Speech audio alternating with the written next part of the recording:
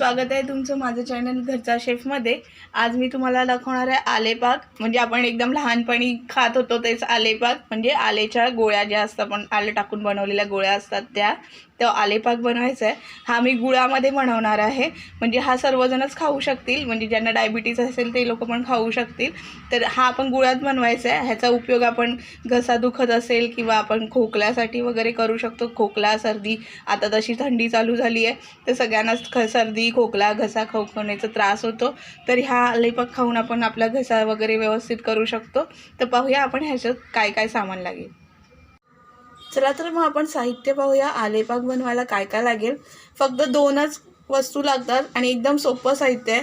मी एक तर गूळ घेतलेला आहे, किसून किंवा कापून घेतलेला गूळ आहे, आणि अद्रक लागेल। हे अद्रक आपण असं साफ करून घ्यायचं आहे, म्हणजे अशी साल काढून घ्यायची आहे। आता हे आपण थोडं बारीक कापूया आणि पाहूया पुढे काय करायचं आहे।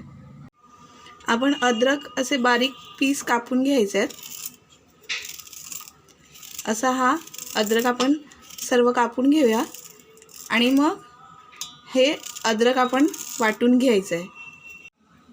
मी आता हे अद्रक असं कापून घेतलं आहे, असं आपण मिक्सरमध्ये घ्यायचं आहे। ह्याला अजिबात आपण पाणी नाही घालायचं आहे, पाणी न घालता ह्याला वाटून घ्यायचं आहे। आता हे आपण वाटून घेऊया। आता मी हे थोडं असं वाटून घेतलं आहे। हे पूर्ण वाटून नाही झालं आहे, थोडं जाड आहे, पण आता हे आपल्याला पूर्ण वाटायचं असेल तर आता आपण काय करूया, ह्याच्यामध्ये पाणी घालायचं नाही अजिबात। आपण ह्यात गूळ घालूया थोडा, आणि मग गूळ घालून वाटून घेऊया।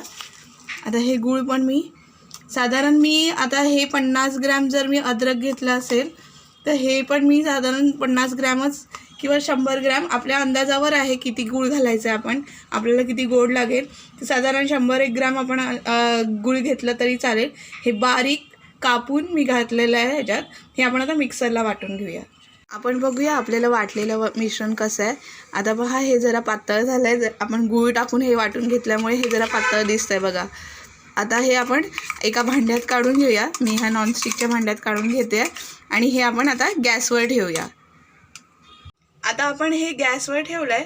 हे आता मी थोडंसं गॅस एकदमच हायवर नाही आणि एकदमच लोवर नाही ठेवायचं, मीडियम ठेवायचं आणि हळूहळू हलवत राहायचं, हे म्हणजे खाली चिटकणार नाही। गॅस थोडा फास्ट केला आहे, अजिबात त्याला करपून द्यायचा नाही, हळूहळू हलवत राहायचं ह्याला, म्हणजे ते चिटकणार नाही किंवा करपणार पण नाही। एकदम इझी आहे हे करायला आणि लागतं पण सुंदर। लहान मुलांपासून सगळे मोठे होईपर्यंत सगळे खाऊ शकतात। सध्या थंडीचे दिवस आहेत आणि आपल्याला आता कफ खोकला कधी घशाला खवखव पण होते, ह्या सर्वासाठी हा आलेपाक खूपच गुणकारी आहे आणि आपण तो गुळात बनवला आहे त्याच्यामुळे खूपच हा गुणकारी आहे आपल्यासाठी।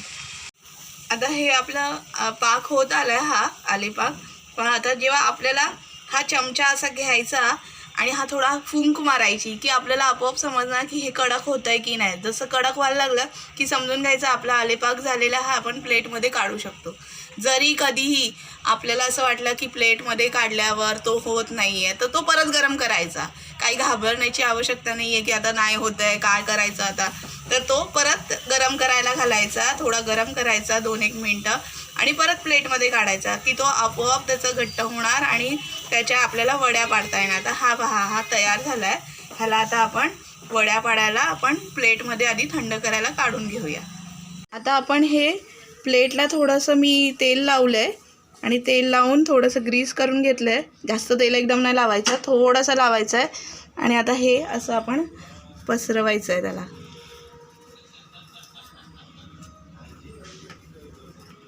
हळूहळू करायचं आहे हे। आता तुम्हाला किती जाड पाहिजेत कसे पातळ पाहिजेत तसे घालायचे हे पहा। काय असं मोठं मॅजिक ट्रिक वगैरे असं काय नाही आहे ह्याच्यामध्ये, इझिली सगळं होत आहे हे पहा। आता हे आपण चांगलं असं थंड करूया, थोडीशी थंड अजून झाले की ह्याच्या वड्या पाडायच्या। एकदम थंड झाल्यावर वड्या पडणार नाही त्याच्या, तर थोडं अजून थंड होऊन देऊया, त्याचा वास पण एकदम छान येतो आलेपाकचा। आता पाहूया आपण थंड झाल्यावर कशा वड्या पाडता येतील। आता हे थोडं थंड झालं आहे, आता आपण ह्याच्या वड्या पाडून घेऊया। एकदम थंड होऊन नाही द्यायच्या, थोडंसं जेव्हा थंड होईल तेव्हाच वड्या पाडायच्या, नाही तर मग ते पडणार नाहीत वड्या एकदम कडक झाल्यानंतर।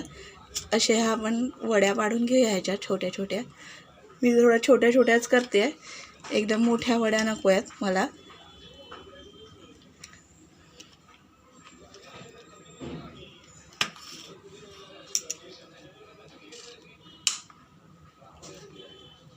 हे आता सेट होत आलं आहे, त्याच्यामुळे थोड्या कडक जातात वड्या पाडायला आपल्याला.